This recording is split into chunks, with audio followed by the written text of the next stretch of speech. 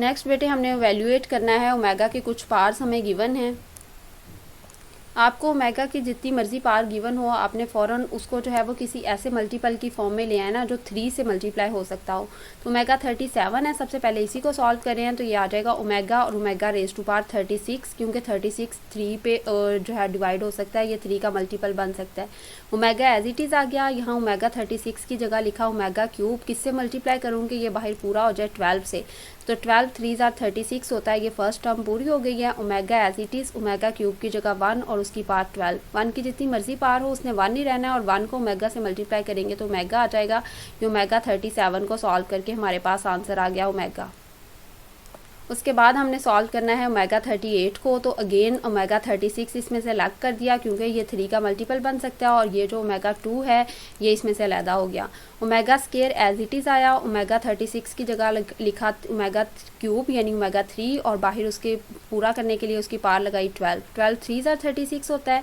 Omega square as it is omega cube की जगह पे बेटे 1 लगाया और इसकी पार जो 12 है वो एज इट इज़, 1 की पार जितनी मर्जी हो उसने 1 ही रहना है, यहाँ पे रह गया ओमेगा स्केयर और लास्ट पे है 1। अब हमें पता है कि जो क्यूब रूट्स ऑफ यूनिटी हैं उन सब का सम लें तो वो 0 आता है, तो ये तीनों क्यूब रूट्स ऑफ यूनिटी है, 1 है, ओमेगा स्केयर है, ओमेगा है, इसका आंसर हमने 1 लिख दिया। ये साइड पे आप ऐसे मेंशन भी कर सकते हैं कि ओमेगा क्यूब 1 के इक्वल होता है, जो आपने 1 की वैल्यू पुट की, और 1 प्लस ओमेगा स्केयर ये इक्वल होता है 0 के। नेक्स्ट आपके पास इवैल्यूएशन के लिए पार्ट दिया गया है 1 minus omega plus omega square raise to power 6। अब इसमें प्लस वाले दोनों को इकट्ठा कर लें। बेटे मैंने आपको बताया था कि एक्चुअल में ये वाली इक्वेशन होती है इस इक्वेशन में अगर आपको कोई सी 2 प्लस वाली वैल्यूज़ नज़र आएँ तो जो तीसरी वैल्यू होगी उससे आप उसको रिप्लेस कर देंगे, जो आपको नहीं नज़र आएगी, और वो वाली वैल्यू माइनस की होगी। देखें अगर यहाँ पे आपको 1 और ओमेगा स्केयर की वैल्यू चाहिए तो ये ओमेगा दूसरी तरफ जाके माइनस का हो जाएगा, यानी 1 प्लस ओमेगा स्केयर किसके इक्वल आएगा, माइनस ओमेगा के। तो यहाँ पे मैंने प्लस वालों को अलहदा किया और ये जो आपके पास है माइनस ओमेगा इसको साइड पे लिख दिया और रेज टू पावर बाई 6 ऐसे ही है। 1 प्लस ओमेगा स्केयर की जगह लिख दिया माइनस ओमेगा, ये माइनस ओमेगा और माइनस ओमेगा हो गया -2 ओमेगा, यानी इन दोनों की जगह पे माइनस ओमेगा लिख दिया। ये वाला माइनस ओमेगा और ये वाला माइनस ओमेगा ये मिलके हो गया टोटल -2 ओमेगा। -2 की पावर 6 लेंगे और ओमेगा की पावर 6 लेंगे। -2 की पावर इवन है, सबसे पहले तो 2 रेज टू पावर 6 का मतलब होता है 64। अब प्रॉब्लम है इस माइनस का, तो माइनस तब ख़त्म हो जाता है जब यहाँ पे पावर इवन यानी 2 पे डिविजिबल होती है। 6 2 पे डिवाइड हो रहा है तो ये माइनस नहीं साथ में लिखेंगे, ये ख़त्म हो जाएगा। ओमेगा रेज टू पावर 6 है, मैंने आपसे कहा था आपको ओमेगा की कितनी भी पावर पता हो आपने फ़ौरन उसको ओमेगा क्यूब में लेके जाना है और बाहर उससे मल्टीप्लाई कर देना है कि ये वाली पावर पूरी हो जाए। तो ओमेगा क्यूब लगा के बाहर 2 लगाया, 2 3 आर 6 होता है। ओमेगा क्यूब की जगह पे वैल्यू पुट की 1 का स्केयर लेते हैं 1 ही रहता है, और 1 को 64 से मल्टीप्लाई करते हैं तो 64 ही आंसर आएगा। नेक्स्ट बेटे आपके पास है जी omega is the cube root of unity, form an equation बनानी है। तो इक्वेशन की जनरल फॉर्म होती है X square minus S X plus P is equal to 0। अब एस आपको शो करता है यहाँ पे सम और पी प्रोडक्ट को, तो इसका मतलब है जो रूट्स गिवन है हम उनको जमा और इनको मल्टीप्लाई करेंगे। जब इक्वेशन दी होती है तो फॉर्मूले से सम और प्रोडक्ट निकालते हैं, और जब रूट्स दिए होते हैं तो इन्हीं को प्लस या मल्टीप्लाई कर देते हैं। 3 ओमेगा और 3 ओमेगा स्केयर को प्लस करेंगे तो ये दरम्यान में से 3 कॉमन आ जाएगा, और ये ओमेगा और ओमेगा स्केयर इसकी जगह पे मैंने आपको बताया था 3 होते हैं टोटल, जो नहीं मौजूद होगा वो इसको रिप्लेस कर देंगे उसकी जगह पे, लेकिन उसके साथ माइनस आएगा। तो इसका आंसर आ गया -3 सम का। प्रोडक्ट में 3 और 3 9, और ओमेगा को ओमेगा स्केयर से मल्टीप्लाई करेंगे ये हो जाएगा ओमेगा क्यूब, और फिर जब ओमेगा क्यूब की जगह पे 1 पुट करेंगे तो ये 9 आ जाएगा। अब आपके पास जो जनरल फॉर्म होती है वो होती है X square minus S X plus P is equal to 0। तो हम वैल्यू पुट करेंगे एक्स स्क्वायर माइनस एस की जगह पे सम का जो आंसर आया था -3 एक्स एज इट इज़, और यहाँ पे माइनस आपके पास आया है +9, और माइनस माइनस हो जाएगा प्लस, तो ये आपके पास रिक्वायर्ड इक्वेशन आ गई X square plus 3x plus 9 is equal to 0। Next बेटे आपके पास क्वेश्चन है using synthetic division find the remainder and quotient. Remainder and quotient find out करने के लिए सबसे पहले तो जो डिवाइज़र होता है उससे आप वेरिएबल की वैल्यू निकालते हो, कैसे उसे 0 के इक्वल रखते हो, इसकी वैल्यू आ गई। उसके बाद आपने तरतीब से इन सारे कोफिशिएंट्स को लिखना है। सबसे पहले एक्स क्यूब है तो उसका कोफिशिएंट है 1, फिर एक्स स्क्वायर है उसका कोफिशिएंट एक्स 3, और उसके बाद एक्स होना चाहिए, उसका कोफिशिएंट नहीं है एक्स, तो यहाँ पे उसकी जगह पे 0। अगर ये तरतीब आप ये सीक्वेंस खराब होगा तो आपका क्वेश्चन गलत आ जाएगा। और फिर उसके बाद कांस्टेंट जहाँ से शुरू हो रहा है उसके बाद कोई चीज़ मिस नहीं होनी चाहिए, अगर नहीं है तो उसकी जगह 0 लगा दें। 2 पे अब इसे डिवाइड करवाना है, तो ये जो फर्स्ट वाली है ये एज इट इज़ आ जाती है और इस आंसर के साथ इसे साइड वाले को मल्टीप्लाई करते हैं और नेक्स्ट वाले के नीचे लिख देते हैं। 1 को 2 से मल्टीप्लाई किया तो 2 आ गया, 3 एंड 2 5 हो गए। अब नया आंसर ये 5 है, 5 को 2 से मल्टीप्लाई करेंगे 10 हो जाएगा। इन दोनों को सॉल्व किया 10 ही रहा। अब 10 को 2 से मल्टीप्लाई करेंगे 20, 20 भी प्लस का और 2 भी प्लस का, टोटल हो गए 22। जो लास्ट वाला होता है वो तो हमारे पास होता है रिमाइंडर, तो रिमाइंडर तो एज इट इज़ आ गया। उसके बाद हमने लिखना है क्वोशंट। क्वोशंट का तरीकाकार ये होता है कि 1 डिग्री ड्रॉप कर देनी है यहाँ से, यानी आपके पास एक्स क्यूब है तो आपने एक्स स्क्वायर वाला सीक्वेंस बना लेना है। एक्स स्क्वायर, फिर यहाँ पे एक्स लिखने हैं, यहाँ पे कांस्टेंट। अब इसके साथ 5 वगैरह या प्लस के साइन ना लगाएं, सिर्फ तरतीब बनाएं पैटर्न, एक्स स्क्वायर फिर एक्स और फिर कांस्टेंट। पहली टर्म यहाँ पे एक्स स्क्वायर का कोफिशिएंट है 1, वो आ जाएगी। दूसरी टर्म यहाँ एक्स के साथ आ जाएगी और तीसरी कांस्टेंट की जगह पे आ जाएगी। तो आपके पास ये कोफिशिएंट इसका आ जाएगा। नेक्स्ट बेटे हमारे पास है using synthetic division show that x minus 2 is the factor of x cube plus x square minus 7x plus 2। सबसे पहले तो वो कहते हैं कि आपने ये साबित करना है कि ये उसका फैक्टर है। तो सिंथेटिक डिवीजन को यूज़ करने के बाद हम देखते हैं कि ये बात कैसे साबित होगी। आपने तरतीब से देखना है, इनके सारे सीक्वेंस ठीक है। एक्स क्यूब है, फिर एक्स स्क्वायर है, फिर एक्स वाली टर्म है, कांस्टेंट बिल्कुल ठीक है। अब हमने इनके कोफिशिएंट्स लिखने हैं। सबसे पहले 1 लिखा एक्स क्यूब का कोफिशिएंट, फिर एक्स स्क्वायर का कोफिशिएंट लिखा 1, फिर एक्स का कोफिशिएंट लिखा -7, कांस्टेंट टर्म लिखी। अब इसे डिवाइड किस पे करवाना है, चूंकि x -2 है, जब हम इसे 0 के इक्वल रखेंगे तो माइनस दूसरी तरफ जाके +2 हो जाएगा, यानी x की वैल्यू आ जाएगी आपके पास +2। ये जो +2 वैल्यू आई है इसको आपने साइड पे लिख देना है। अब ये वाला पहले वाला तो एज इट इज़ लिख देते हैं आप। हर दफ़ा यहाँ जो आंसर आता है उसे साइड वाले से मल्टीप्लाई करते हैं।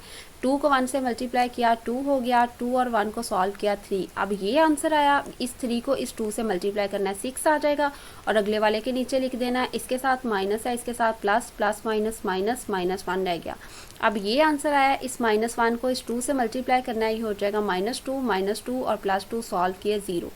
जब रिमाइंडर 0 आ जाता है ना, इसका मतलब है कि जिस पे हमने डिवाइड करवाया है वो वाकई इसका फैक्टर था। तो आपने लिखना है एज रिमाइंडर इज 0, ये लाइन लास्ट पे लाजमी लिखनी है आपने। सो बाय सिंथेटिक डिवीजन से ये साबित हो गया है कि x -2 इस दिए गई पोलिनोमियल का फैक्टर है। फैक्टर होने के लिए रिमाइंडर का 0 होना ज़रूरी है। नेक्स्ट है बेटे आपके पास find sum and product of the roots of equation. अब देखें, सम एंड प्रोडक्ट आपने फाइंड आउट करनी है और आपको गिवन है रूट्स। जब रूट्स गिवन हो तो सम और प्रोडक्ट आपने हमेशा फॉर्मूले की मदद से सॉल्व करने होते हैं। तो सम ऑफ रूट्स का फॉर्मूला होता है -b/a और प्रोडक्ट ऑफ रूट्स का फॉर्मूला होता है c/a। और a, b और c क्या हैं, वही जैसे हम क्वाड्रेटिक इक्वेशन में करते थे कि पहले स्टैंडर्ड फॉर्म में है, ये बिल्कुल एक्स स्क्वायर वाली टर्म है, फिर एक्स वाली है और फिर कांस्टेंट है। एक्स स्क्वायर का जो भी फैक्टर होता है वो हमारे पास होता है, एक्स स्क्वायर का कोफिशिएंट जो होता है वो हमारे पास a होता है। यहाँ पे एक्स स्क्वायर का कोफिशिएंट है बेटे 2p, तो 2p इसका जो है वो a आ जाएगा यहाँ पे। उसके बाद x का जो कोफिशिएंट होता है वो हमारे पास b होता है, वो आ जाएगा 3q। और उसके बाद जो नेक्स्ट टर्म कांस्टेंट होती है हमारे पास वो आ जाएगा c-4। Sum of roots find out करना है, उसे ऐसे शो करते हैं। फॉर्मूला होता है -b/a, माइनस लगाया, b की वैल्यू है इस क्वेश्चन में 3q और a की वैल्यू है 2p। ये ना तो डिवाइड होते हैं एक दूसरे के साथ, ना ही कैंसिल होते हैं, ना ही इन पे कोई फॉर्मूला लगता है। तो यही वाला सम का आंसर आ गया हमारे पास। नेक्स्ट उन्होंने हमसे मांगा था प्रोडक्ट का आंसर। इक्वेशन दी हुई है तो प्रोडक्ट भी आप फॉर्मूले से फाइंड आउट करेंगे। Product of roots is equal to p is equal to c/a। c इसमें कांस्टेंट हमारे पास है -4r और a है इसमें 2p।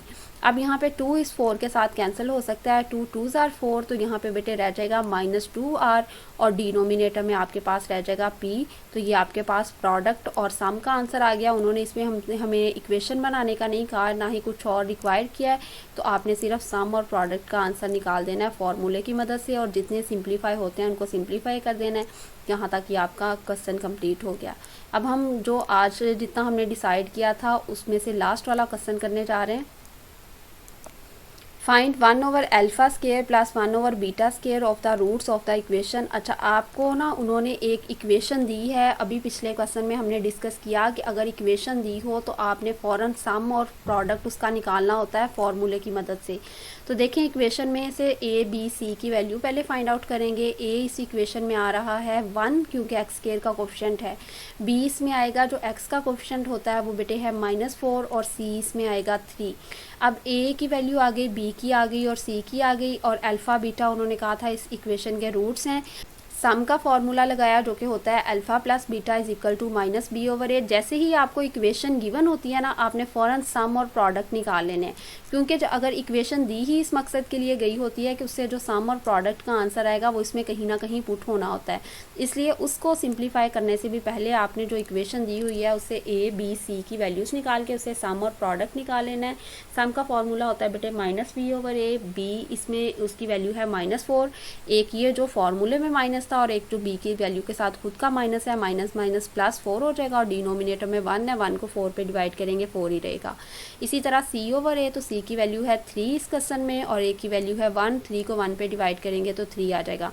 ये सम और प्रोडक्ट आपने लिख लिया। अब जिसको उन्होंने सिंप्लीफाई करने का या इवेल्यूएट करने का कहा, अब उसको देखते हैं। ये है 1/α² प्लस 1/β²। ये एक ही क्वेश्चन का हिस्सा है, उसमें जो इक्वेशन दी थी उससे ये वैल्यूज़ निकालनी है। अब इसको सॉल्व करेंगे और उसमें यही वाली वैल्यूज़ पुट करेंगे हम। इसका एलसीएम आ जाएगा α² β² और उसके बाद इसकी दफ़ा पहली दफ़ा α² से कैंसिल हो जाएगा और यहाँ पे रह जाएगा β²। दूसरी दफ़ा दूसरी टर्म की दफ़ा β² कैंसिल हो जाएगा और यहाँ पे रह जाएगा α²। डिनोमिनेटर में दोनों का स्क्वायर है तो इकट्ठा करके लिख देंगे α² और β², क्योंकि ये मल्टीप्लाई हो रहे हैं, मल्टीप्लिकेशन में इकट्ठा करके लिख सकते हैं। और न्यूमिनेटर में आपके पास है β² और α², इसको अगर हम तरतीब से लिखते हैं α² और β²। अब इसके बैकेंड पे फॉर्मूला मैं आपको बता देती हूँ, जो होता है हमारे पास फर्स्ट टर्म और प्लस सेकेंड टर्म का स्क्वायर वो इक्वल आता है बेटे हमारे पास फर्स्ट टर्म स्क्वायर यानी α²। ये रफ में आप लोग एक दफ़ा सॉल्व करके देख सकते हैं। वैसे जब मैंने एक्सरसाइज करवाई थी तब भी बताया था, लेकिन यहाँ पे एक दफ़ा हम इसे दोबारा डिस्कस कर लेते हैं। α² β² और +2 α बीटा। अब आपको वैल्यू चाहिए α² और β² की, यानी इतने की आपको वैल्यू चाहिए। तो ये किसके इक्वल है? α + β² के। फिर ये वाली चीज़ इधर एक्स्ट्रा है तो ये वाली इसके साथ जाके जब लगेगी तो ये -2 α बीटा हो जाएगा। तो α² + β² के इक्वल आ जाएगा α + β² -2 α बीटा के। इस वजह से यहाँ पे α² + β² की जगह पे लिखा है α + β² -2 α बीटा। एक्चुअली ये -2 α बीटा इसके साथ होता है, लेकिन इसके साथ प्लस का होता है। जब इसके साथ आ जाएगा इज इक्वल टू के दूसरी तरफ तो माइनस का हो जाएगा। अब इसमें हम सम की वैल्यू पुट कर देंगे जो कि है 4², उसके बाद -2 α बीटा की जगह पे 3 और यहाँ पे α बीटा की जगह पे 3² आ जाएगा क्योंकि इसका स्क्वायर था।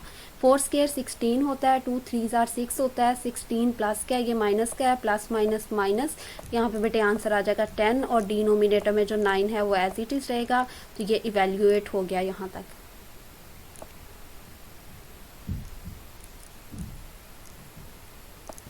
बेटे लेक्चर के स्टार्ट पे भी मैंने आपको गाइड किया था कि एक्सरसाइज 2.8 के हमने सिर्फ 5 क्वेश्चंस करने थे, वहाँ तक हमारा चैप्टर कंप्लीट हो गया। उसके बाद रिव्यू एक्सरसाइज में से आज हमने शॉर्ट क्वेश्चंस किए हैं। शॉर्ट क्वेश्चंस मैंने आपको कंप्लीट नहीं करवाए, बल्कि इसके सिर्फ मैंने 12 पार्ट्स करवाए हैं ताकि एक दिन में आप उतना काम जो है वो आसानी से कर सकें। तो अब आपने रिटर्न प्रैक्टिस करनी है इसकी अपनी रफ नोटबुक पे और नीट नोटबुक पे इन क्वेश्चंस को ज़रूर लिखना है, क्योंकि ये बहुत ज़्यादा इंपॉर्टेंट है शॉर्ट क्वेश्चंस के हवाले से एग्जामिनेशन पॉइंट ऑफ व्यू से। जो आपकी रिव्यू एक्सरसाइज के शॉर्ट क्वेश्चंस रिमेनिंग रह गए हैं, एमसीक्यूज रह गए हैं और फिल इन द ब्लैंक्स रह गए हैं, उसको कल हम समर वेकेशन के मल्टीपल चॉइस क्वेश्चंस के साथ नेक्स्ट लेक्चर में डिस्कस करेंगे। तो यहाँ तक जो आज आपका काम करवाया गया है आपने उसकी प्रैक्टिस करनी है।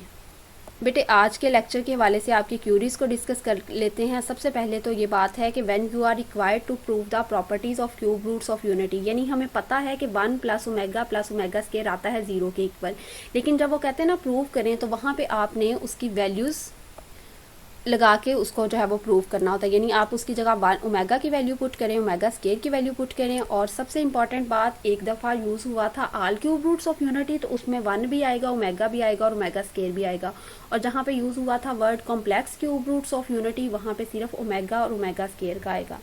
फिर उसके बाद एक क्वेश्चन में हमने ये साबित करना था कि साबित करें कि ये इस पोलिनोमियल का फैक्टर है, सिंथेटिक डिवीजन वाले क्वेश्चन में। तो बेटे जब आप उसको सिंथेटिक डिवीजन से सॉल्व करते हो, जो लास्ट में रिमाइंडर बचता है अगर वो 0 होता है तो अंडरस्टूड है कि वो उसका फैक्टर होगा। तो फैक्टर को साबित करने के लिए उसके रिमाइंडर को 0 के इक्वल होना चाहिए।